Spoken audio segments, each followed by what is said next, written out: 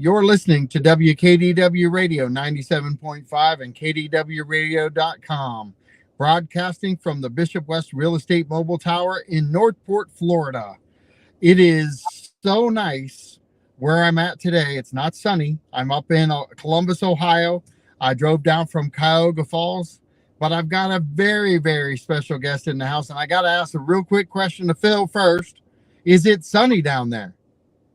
It is sunny and hot.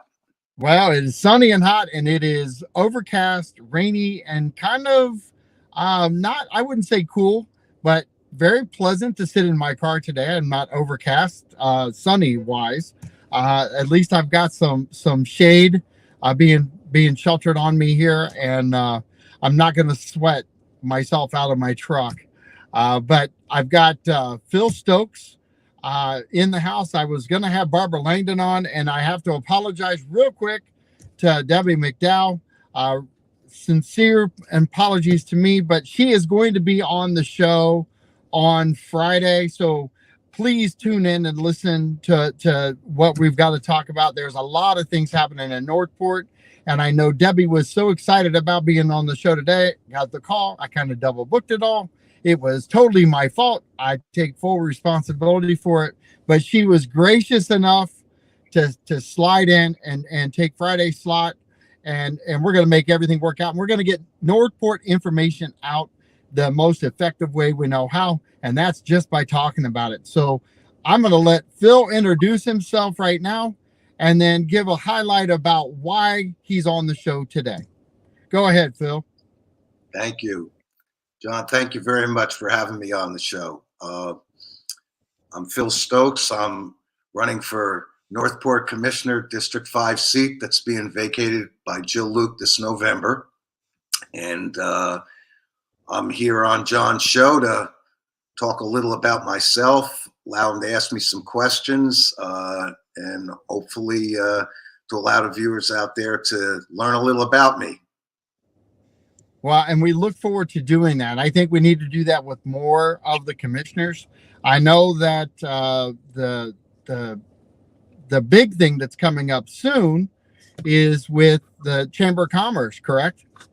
That is correct. This Thursday night at 5 o'clock, I believe there's a meet and greet, and then at 6 o'clock, a forum with the two candidates, myself and my opponent for District 5, and Pete Emmerich, our present mayor, will be on representing District 4, even though he's running unopposed. Right. Well, and we've talked to Mayor Pete here a little bit in the past, and the ironic thing is it doesn't happen very often where you get to run unopposed, but he was kind of blessed this cycle to have that happen, and I think that people seem to be happy with the trend.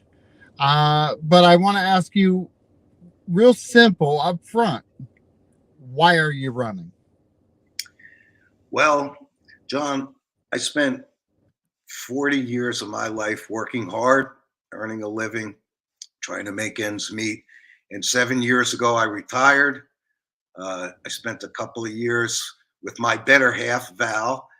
She and I retired to St. Martin in the Caribbean and spent the 3 years relaxing on the beaches, and decided it was time to come back to reality. And my father-in-law and mother-in-law lived here when they were still alive up in Sarasota and Palmer Ranch. We knew we were going to reside in this area, so we decided to, find a place to live. And once back, it was like, what am I going to do? I fish, I paint, I love to read, but all my life I've worked hard, and it's time to give back. I spent the first couple of years here devoted to my community. I was the first president of our homeowners association last year. For 4 years, I've been treasurer of my townhome association here in Grand Paradiso. And when Jill and I were together at a fundraiser for the Northport Arts, God, I guess 6 months ago, maybe, I asked her I said, is anybody running for your slot? And she said, no, why? Are you interested? And I said, well, I said, I could be. I said, um, but how's a guy who lives up here in this Welland Park bubble going to get elected? And she said, well, come see me and we'll talk. So I did. I spent an afternoon with her. We got to know each other better. And she said to me, I was worried about who would follow me and looking for someone who shares the vision I have of Northport. And I think you're the guy. So if you want to run, she says, I'll help support you and you know help get you elected. And I mean, so now I have my rabbi. There you go. So, very simply, everybody always has one side or another when it comes to that typical question of Welland Park. So, I'm just going to be bold enough to ask you directly. What city do you live in? I live in Northport. And John, I'll tell you, when I moved here, Val and I came down, we looked around, we looked at a number of communities in Northport, and we found that it was an affordable place to live, it was accessible to everything. We ended up settling in Welland Park, not really even understanding what Welland Park was all about, but it was like 30 minutes from where my mother and father-in-law were. It was perfect. Not too close where we'd be there all the time, but close enough so we could get there when we needed to. And we purchased the town home in Grand Paradiso and watched Welland Park grow up around us here. Uh, it really is a perfect example, I think, of what can happen when private and public parties get together and have a vision and work together to build a beautiful community within a city that really is providing uh, an awful lot for the folks who live in Welland Park, as well for the folks who live in Northport proper. And well, I'm pleased to be here. So, do you support de-annexation? I have never supported the annexation, and when Mr. Dobrin, my opponent, and Mr. Meisel, who came along a little later, have advocated and put together their de-annexation group. You know, uh, I guess what I can say is I've always been a guy who stays and plays, a guy who builds from within. I don't believe the grass is greener on the other side. And I appreciate that 5 years ago, when our millage rates went through the roof, there were a lot of upset people. For a lot of folks who moved into Welland Park in and around that time, it was a shock. And yet, the truth of the matter is, over the past 5 years, I've watched Northport. I've watched city government grow. I've watched it fill with top notch professionals. The people that are running our city now know what they're doing. Jerome Fletcher, our new city manager, I think this guy is a winner.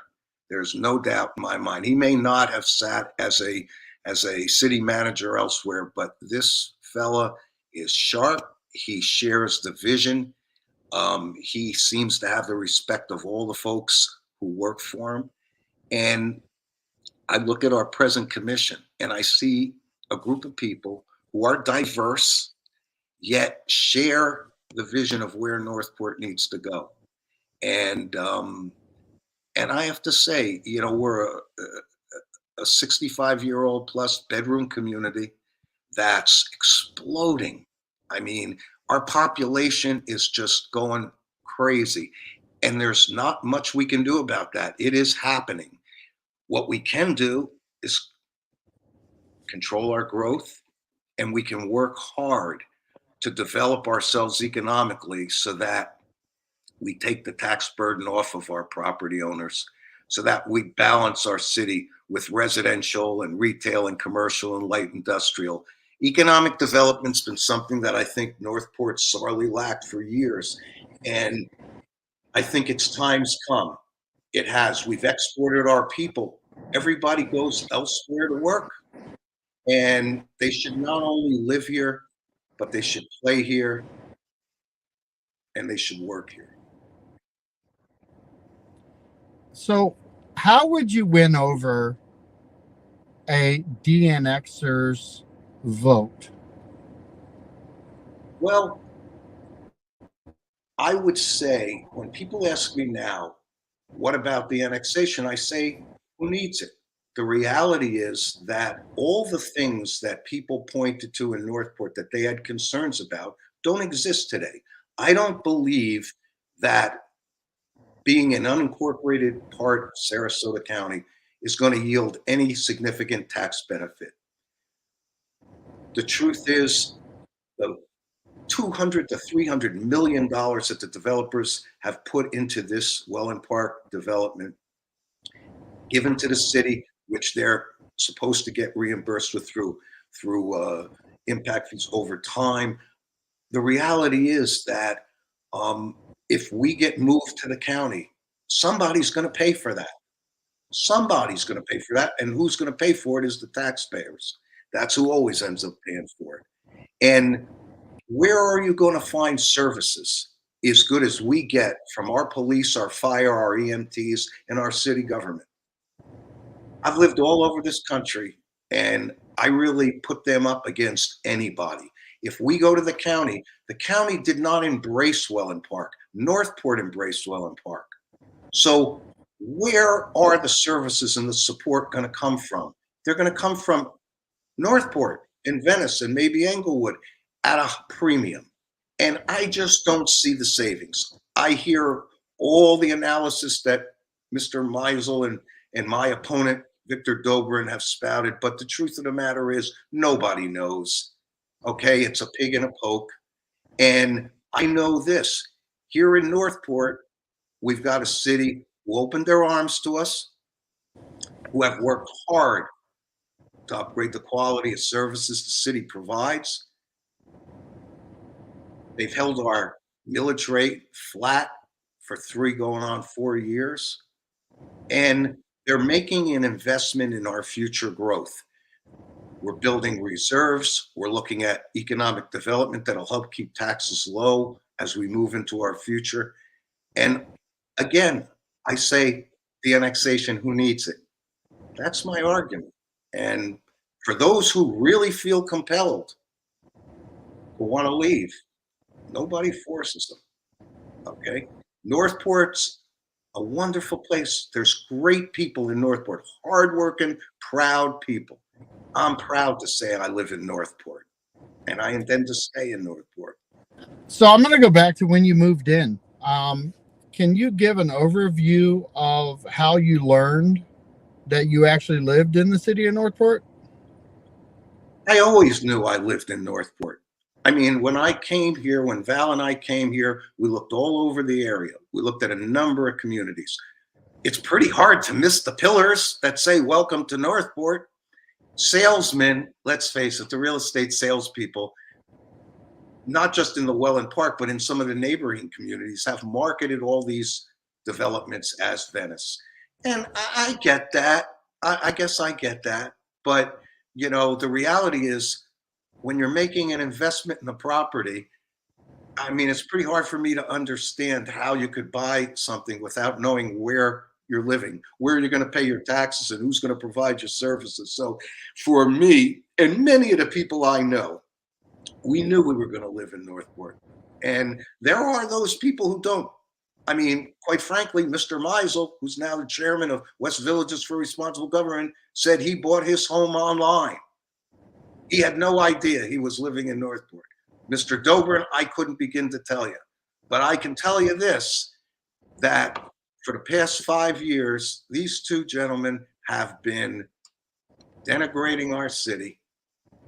They have been doing nothing but complaining and criticizing everything that goes on instead of volunteering, participating, getting involved in the city and understanding how things are run. Things happen for a reason. Doesn't make them always right, doesn't make them the best thing, doesn't mean we can't get better, but things are for a reason. And when people just simply criticize and complain without being part of the solution, that's a problem for me.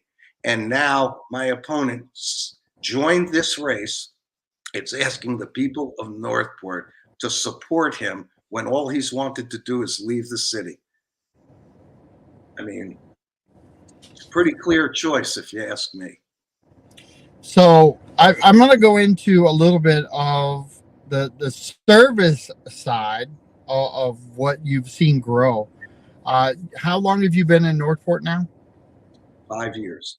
Okay, so 5 years, small, relatively small amount of time, with the exception of for probably the last 5 years, we've been labeled as one of the fastest growing cities in the country.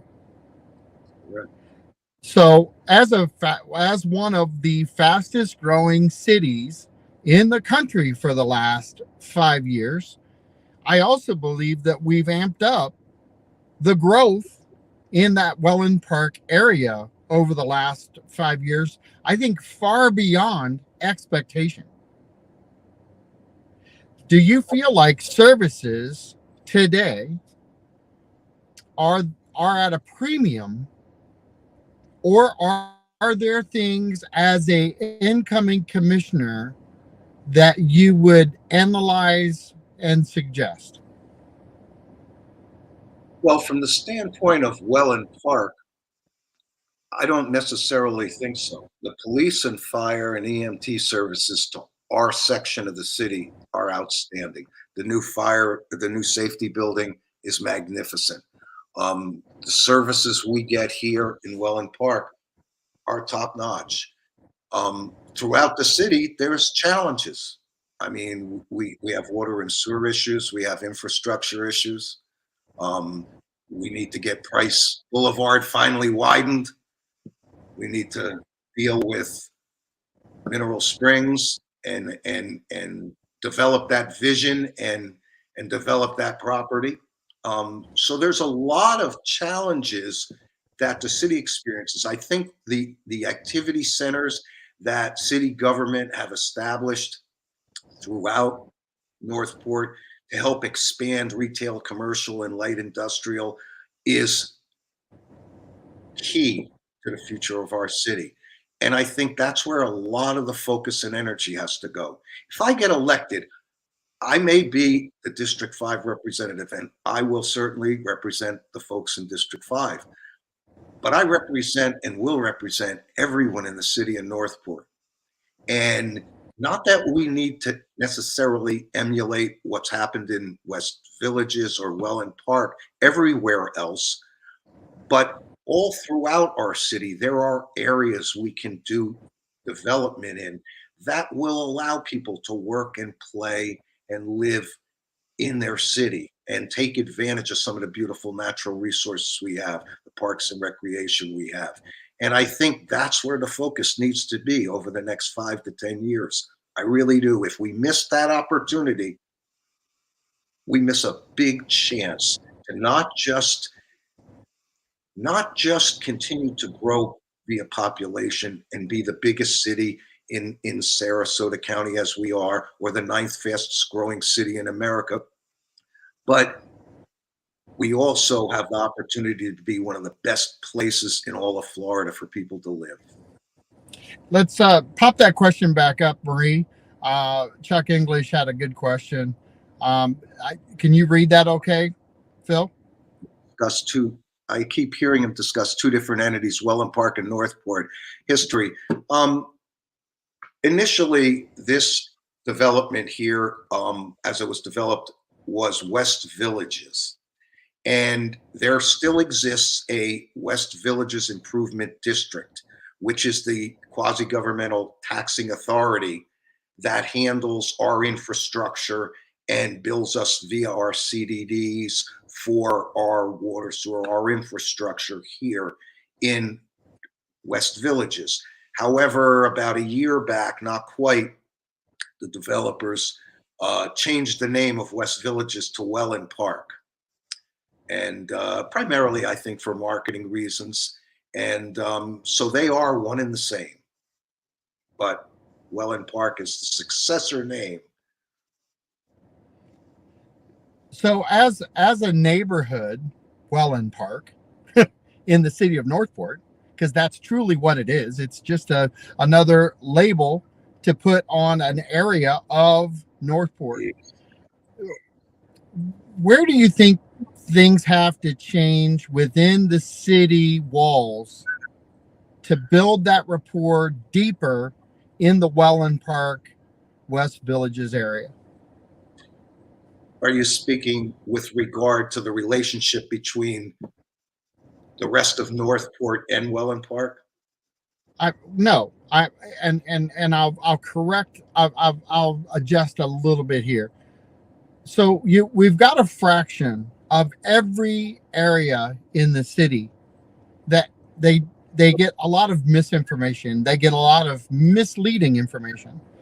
So how would you address not just, and maybe I'll widen the scope here a little bit to how would you encourage the communication from commissioners and city management and city as a whole to get correct information out to these neighborhoods and make them feel inclusive, not just in information, but even the information they need to know about, because we've got some really hot buttons out there that twerk people. And I'll start one with water and sewer. Everybody thinks it's going to happen overnight. And oh my God, it's all going to go away and we're going to have bills. I know that you're running for office, and I know I've had a lot of history here in Northport myself, and I understand the process. Can you highlight what people need to learn about and why they should get involved and understand what's happening? Well, that was a broad brush question. Oh, I know it was, and I'm setting you up Yeah, for the next question. the broad brush question, I mean, is the first idea of bringing together um, Northport proper, for lack of a better expression, and the new Welland Park area. I really think that the de-annexation effort has done, unfortunately, much to create diversity between the two. It's or division between the two. I think, let's face it, for folks who are Northport citizens, residents who have lived here for years, who love their city and are proud, to hear a group of vocal people talk about carving themselves out of the city after they were welcomed in and go elsewhere would leave a bad taste in anyone's mouth. Okay. So I get that. And I think that um, Jerome Fletcher's done a good job with his meet and mingles, the Northport Forward meet and mingles, which I go to. I've gone to every one of them. And I get out there and I speak to people. And I think what'll happen is, as Welland Park, downtown Welland Park, grows and stores open this fall, and the portion of 41 that's being renovated to make it, more welcoming into the new downtown area, I think we'll find more and more Northport folks from downtown Northport coming into the Welland Park area. I myself, going the other way, have found that the first year or so I was here, I didn't venture as much south as I did into Venice and Sarasota and the areas I was more familiar with. But the longer I've lived here, the more I've realized all the things that Northport has to offer. And I think part of this melting takes place simply by people getting comfortable with each other and really participating in the activities that happen in each place. There's stuff going on all the time. I mean, I took a tour. Debbie McDowell was nice enough to take Val and I on a tour of some of the areas of Northport I had never seen. And I mean, we went to the Myakkahatchee Park. We went to, the estates end of the city and looked around. I mean, there's parts I didn't even imagine were there. And I think, when our kids come down, we take them to the aquatic center. And we've come back and raved to all our friends about how wonderful it is, so that when their kids and grandkids come, they come and they go see and participate. And I think with all the new things that Welland Park downtown will offer, people who have lived in downtown Northport and other areas of the city will come up and experience it. And that'll allow people to interact with each other. People are the same everywhere. The vast majority of people who live in Welland Park are not snobs. They're everyday people who work their butts off all their lives to earn a living. A lot of them are retired. Some of them moved their families down here. But people ultimately are all the same. They want to work hard, earn a living, raise their families, feel safe, be able to build a future. And I think that takes care of itself over time. So, did we have another question from Chuck English pop up there, Marie? That's a strain you can help develop the life of the city proper. Direct and I certainly Welland Park has gotten the bulk of the focus. But I'll tell you, the city government, our leadership has been focused on what they call activity centers, which to me are economic development zones. There are areas of the city that we need to develop that have a myriad of retail and commercial opportunity for people to stay closer to home to enjoy. Um, the Dallas White area. There are a whole lot of opportunity to develop the city, various areas in the city. It's 104 square miles. It's huge. And Welland Park should only be an example of one type of development. I think this city leadership is focused on trying to do similar things elsewhere throughout the city to balance us. And I think that, that's one of the things that have excited me. I mean, I share that vision, I think, with Barbara McDowell and with other members of that commission who see, the opportunity to not clone what happened in Welland Park, but to play off of that and to find ways to develop various areas around our city so that, as I said, the folks that live here get to play here and get to ultimately work here since we need to bring jobs badly back into Northport. Yeah, we've been lacking in that anchor, that one anchor spot, which is work here. We have a lot of stay at home. I don't even want to say stay at home. That is the wrong thing to say. Blue collar workers that solidify not just our area, but they solidify other areas in other counties and cities. And they really anchor down the workforce. So I'm going to kind of slide into a topic that I really don't like as a commission topic. And I'm going to tee that up for you because I don't see where a commissioner has a lot of ability to change it. But it will be something you will get asked, whether it be in a debate forum or out on the streets. And that is what is a commissioner's job in creating workforce housing? Well, I attended some of the, I guess, wasn't long ago, about 2, 3 weeks back, uh, affordable housing seminars that or workshops that went on in the city. And, you know, I think probably the issue, is a nationwide issue, especially with property values having gone crazy like they have. Um, it's getting harder and harder and harder to be able to live where you are. I was at a doctor's office not long ago, and the nurse who came in and talked to me said she lives in Northport, and that she was going to have to, she couldn't afford to live here. And from what I've read and listening to experts on this subject, we're going to need to do everything we possibly can, from tiny houses, container houses, cluster housing, inclusive housing within new developments. And even then, we will probably just make a dent.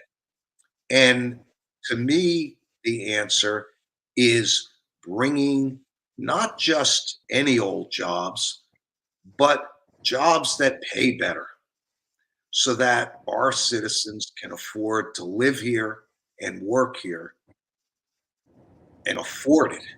And I really do not think it's an easy thing. I don't think the commission by itself can do it, but I think that everybody has to be focused on it.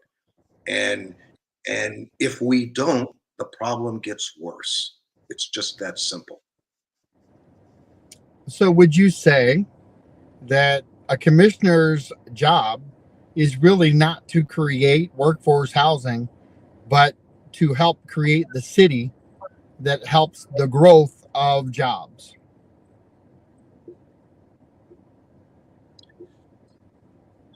I'd say that's a fair assessment. I think, there are many areas of economic development that people will argue over whether or not a city government should take on those tasks or whether they should be joint tasks between public and private or entirely private.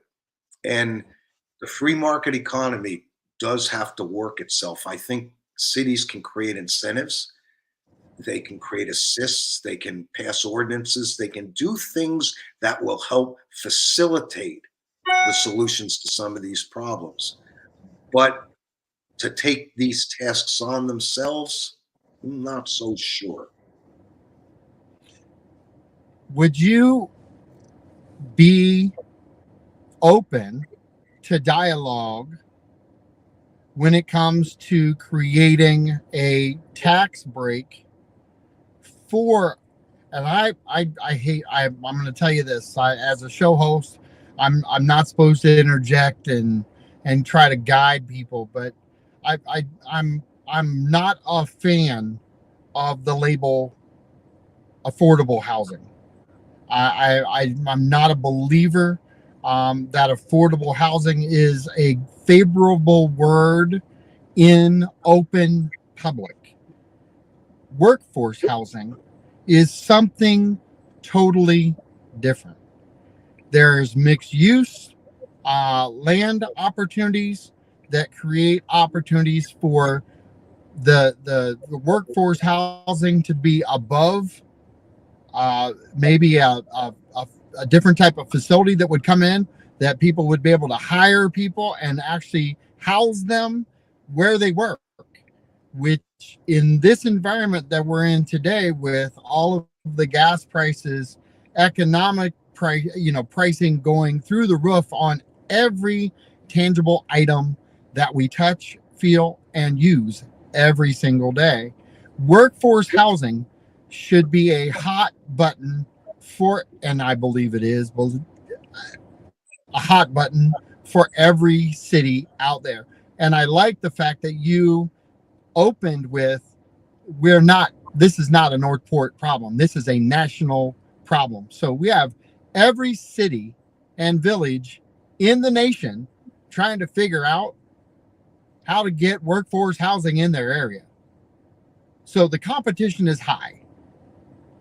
What are some of the things that you think we should focus on to make our city maybe pop more on some of these other opportunities, the Amazons of the world? That may be too big of a target right now, but there are people out there targeting these types of things. Intel moved into the east side of Columbus and has taken over a whole complete area out there. Once again, I know that some of these things are years in the making, but what do you think that cities should kind of focus on to to maybe open themselves up for opportunity?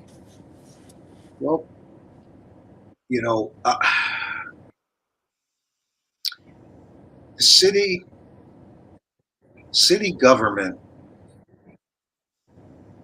can certainly create a climate and an environment that makes it conducive to private business industry to come to the city.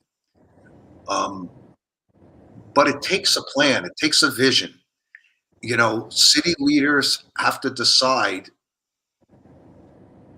what we want to be and need to build a plan and go out there and find those people. The county, I know, does some assistance, but quite frankly, the county takes care of the county. And I think that when you look at the pie graph of how we divide our dollars in the city, there's a little tiny sliver that goes to economic development. And I know Mr. Fletcher has taken that under wing and with the attempt to promote it. He's a strong believer, I think, in economic development. I think most of our commissioners are. And I think that it's going to take the commissioners really making a concerted effort. Once it's got a clear vision of where this city needs to go, and get out there and talk to those parties that can bring to bear the change we need. And there already is, I believe, some of that going on, but I think it needs to be more. I really do believe that. And I think that, you know, the city government itself isn't going to create economic development. It's going to have to be done by creating a climate that attracts people. And I think leadership has the obligation to do that. Our city commissioners need to do that. That's part of the job, I think, because the commissioners have that vision of where the city needs to be. City government is busy running the city. And they'll help facilitate things, but I just feel that, that's where our opportunity lies. If I'm fortunate enough to get elected, I will put a lot of energy into it. And I've spoken to a lot of people already about, things that could be done. I mean, there's land everywhere. A lot of it's privately owned. We need to get out there. We need to talk to people. We need to draw people in. There should be dialogues. There should be meetings. There should be real efforts. And I'm not to say that there isn't to some degree. I just think it needs to be ramped up and amped up. What are the top 3 things that you think Northport should target during your first 2 years? Good question. Certainly, the continued efforts and enhanced efforts in the area of economic development, the activity centers, I think that should be one of the highest priorities in our city. Creating a jobs program to bring people back to the city to work, I think is important to do. Not sure I've figured out how, but I think it needs to be a real priority. I think that the city's doing a fairly effective job of managing our tax dollars. Can always be better, but we've had so many vacant positions out there. I think the city government's done a great job finally filling a lot of these positions with top-notch professionals. They're doing a good job. Our bond rating just jumped. I mean, we're going in the right direction financially. And I think that probably, economic development, as I said, and bringing jobs to this city are, to me, the 2 biggest priorities. They really are. And I think working on the infrastructure, price has got to get widened. Assuming the surtax goes through, the referendum in November, there are projects that are needed. We have 80 acres out there at Mineral Springs. That's something the new commission, you know, has to deal with. It has to deal with it. And the springs are they're a wonderful, wonderful, one of a kind uh, place that really is synonymous with Northport. But there's 60 some odd additional acres that need development. And I believe that's a project that really is going to need to involve, private investment. And so, I guess that pretty much hits on the highlight of where my priorities lie.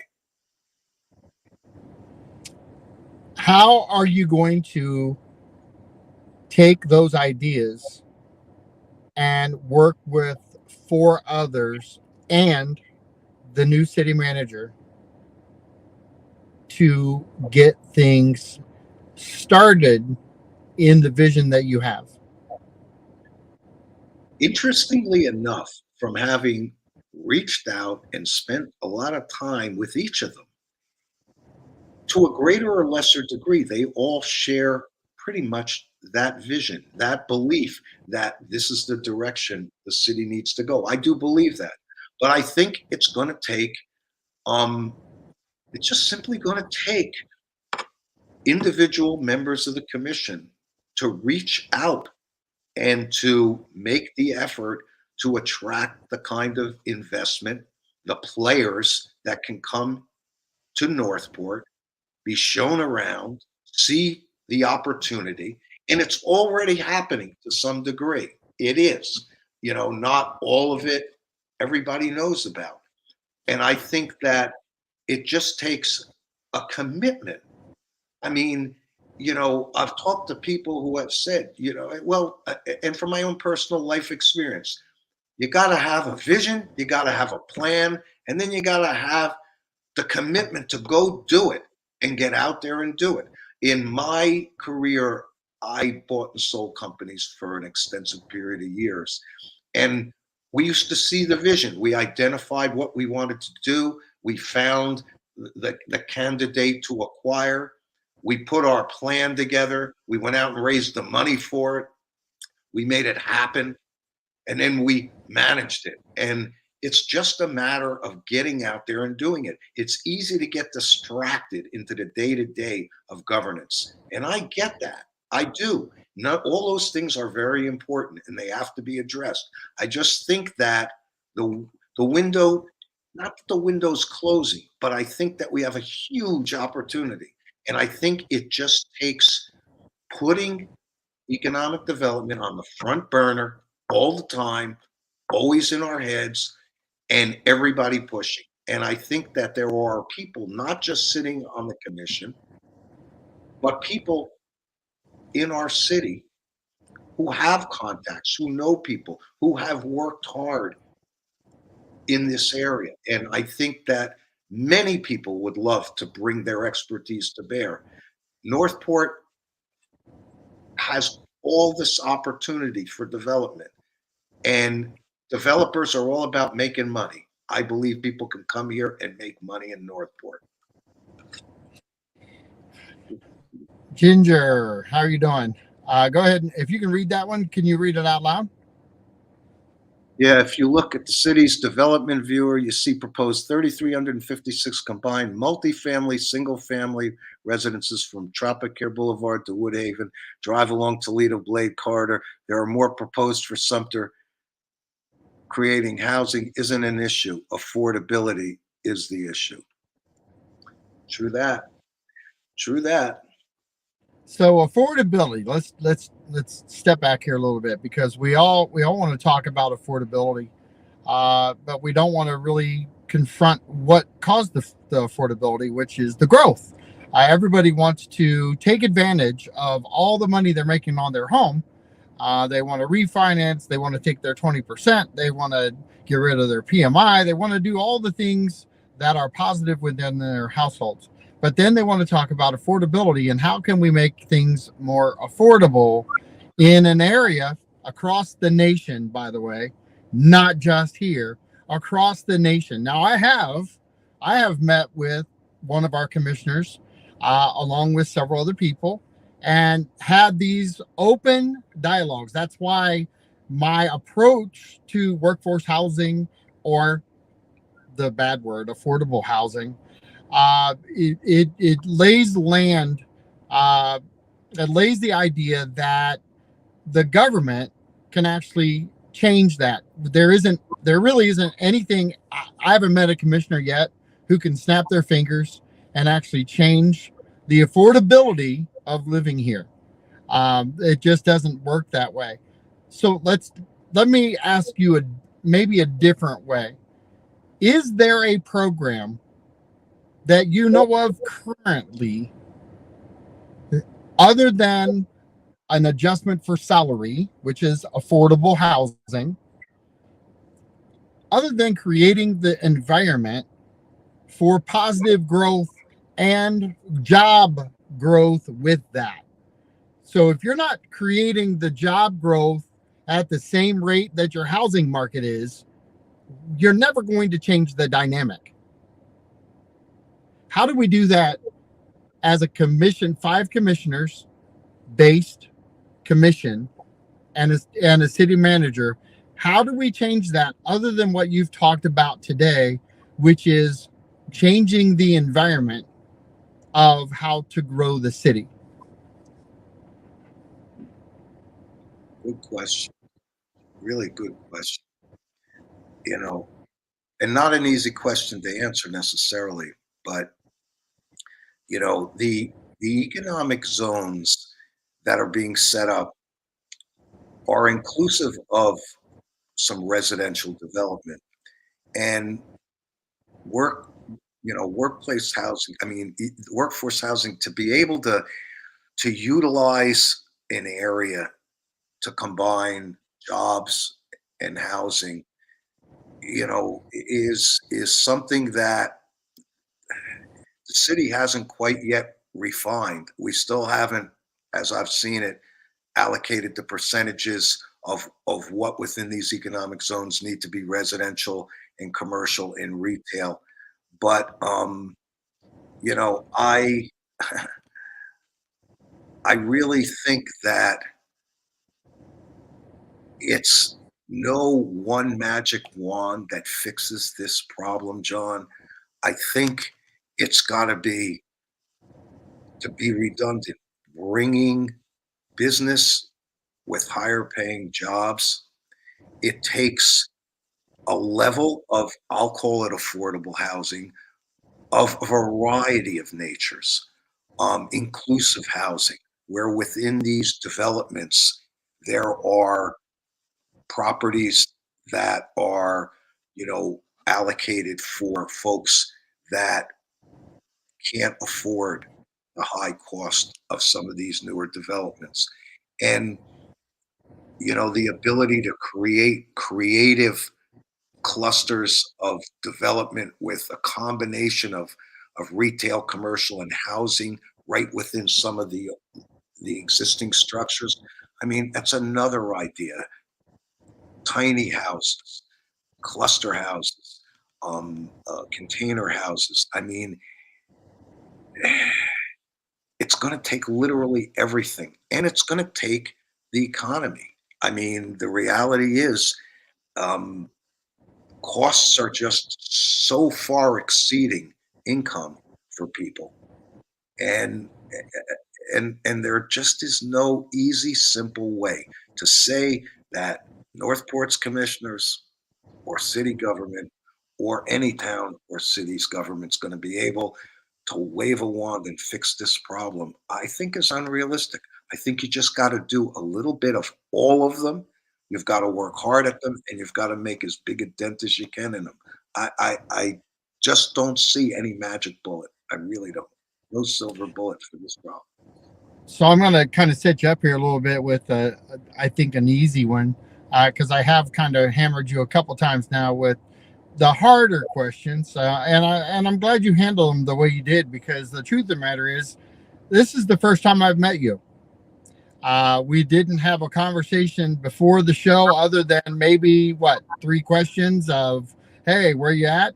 Right. Just happened to be sitting in a parking lot in a mall in Columbus, Ohio. So we really don't know each other outside of this. So this is really a dynamic interview, in the intensive of that we don't know each other at all. We don't know each other's body language. We don't know facial expressions. We don't know any of these things.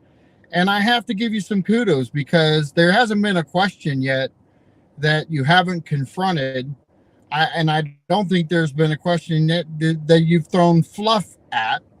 So I'm going to give you a lot of kudos for handling this the way you did, because even the show was not presented to you the way it actually happened today. Because Barbara Langdon was supposed to be a guest on the show, and it was supposed to be more of a commission conversation. That being said, the way you've handled this, I definitely think you've displayed the ability to handle the commission slot, and I look forward to talking with you more. And I wish you well. But the the fact is we've had homeless to home in our area working uh, overtime for decades. That group has done an amazing job.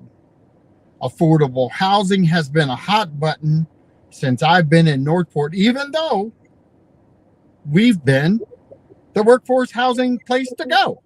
It was still a problem even back then. The only thing that's causing the highlight now, I believe, is the economy. And, brilliant people say economy stupid. Yeah, and it is the economy stupid is because it just makes everything highlighted at a more intense level. But I got to tell you, uh, doesn't it make all kinds of city services highlighted at a different level also? Because roads are higher. Any repairs we do are higher. Budgets are knocked out of whack because we're not doing these things. This is John. This is Carmine. There are many discussions that need to take place to make renting and purchasing more affordable. There are many outside influences that have affected our current situation. I don't have my glasses on, so please forgive me. The panic created a mass exodus from Northport, uh, Northwest and West Coast, with people who have money to bid. Yeah, no, I listen. I agree with you right now because as a realtor, people are coming into our community and they're trying to buy these houses up, and they're still doing it today. But let's go back and talk about this for a minute. This is economy stupid again. Anytime that you can buy up land or buy up housing and you can double your monthly payment by renting it out, the environment by itself is susceptible to the takeover. And you're talking about an area, and I hope I'm not overspeaking you, Phil. And but anytime that you have that environment, what is a city supposed to do, Phil, to correct that environment? I don't know that there's anything the city can directly do to stop that situation other than create an environment to flip it, which is bring those high paying jobs here. Do you have anything other than that? No, and it is a hard And it's a, thing. It is a very hard thing, I think, for city leadership and city government to do, but it's something that has to be part of the vision plan. We have to. We have to bring the wages of the people in our community up, and the only way to do it is to bring businesses and jobs to our city that pay more. And, we have fed the hospitality industry in Sarasota County from our Northport citizens. They drive up and down 41 and 75 to go to work in the hospitality industry. They do not make the kind of wages that are going to help sustain this kind of growth. And the city has to look at that. It has to find a way to attract businesses where people cannot just make more money initially, but see growth. and I got to tell you, this has been a great conversation. I look forward to having you on again, Phil. I just looked down at the clock and we've got about a minute about a minute left, and I'm probably pushing my luck with that. But where can people find out more about you? They can go to my website at Stokes for Northport Commission www.godaddysites.com. Quite frankly, they can reach out to me at Stokes for Northport Commission at gmail.com. I am happy to meet with anybody and everybody. If people want to have a dialogue, everything from what's affecting them personally in their community to what they think I can bring to the city governance, I'm delighted to do it. Okay. There are almost 4 months to go between now and election day. I am an open book. I don't have all the answers, but I will tell you this. I am all in on Northport. If I get elected, you'll get 150% out of me, and I'll do nothing but work for every citizen in this city. Awesome. This is John Rawlings and Phil Stokes saying, have a great night. Be safe, get home careful, and listen, just take it easy, relax, and follow Phil and find out what he's talking about. Ask questions. We'll talk to you guys soon. Have a great night. Thanks, Phil, for being on. Thank you for having me. All right. Bye-bye now.